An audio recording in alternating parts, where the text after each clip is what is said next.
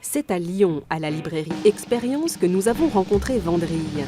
Il édite pour la première fois en France la version intégrale de la BD culte allemande Père et Fils.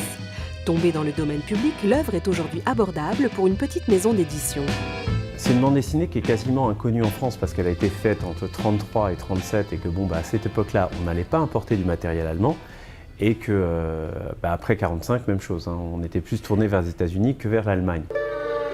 Cette série de strips sans parole, publiée dans un hebdomadaire de l'époque, raconte avec tendresse les aventures quotidiennes d'un père et de son fils espiègle. Il s'agissait à l'époque, avant toute chose, de produire une BD apolitique et distrayante pour faire oublier le contexte de crise en plein avènement du Troisième Reich.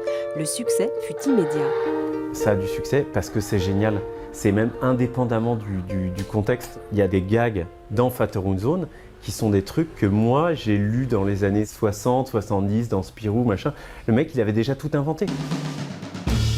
Mais au-delà du comique absurde et anodin, apparaissent de plus en plus de scènes et de détails critiques à l'égard du régime nazi. C'est ce qu'a démontré Sylvain Farge, qui s'est intéressé à la dimension politique de Père et Fils. C'est apolitique à première vue. En fait, ce que j'ai essayé de montrer, c'est que si on regarde à travers les lignes, si on lit entre les lignes, c'est en fait assez politique. C'est une BD qui porte des messages qui, dans le cadre du Troisième Reich, sont politiques. Comme par exemple le gag très connu de la baleine, où le père et le fils nourrissent une baleine qui est au départ un poisson rouge qui devient une baleine, peut évoquer précisément la montée du nazisme qu'on n'a absolument pas vu venir. C'est tout dans l'interprétation.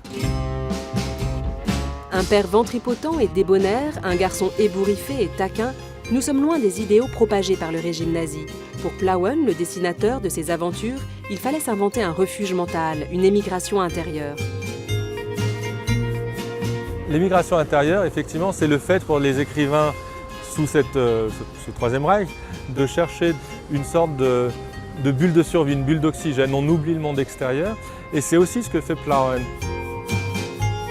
Si Père et Fils demeurent encore aujourd'hui des stars outre-Rhin, le destin tragique de leur inventeur est souvent méconnu. Plauen fut dénoncé et arrêté par la Gestapo en 1944 pour avoir tenu des propos hostiles au régime et il se suicidera dans sa cellule un mois plus tard.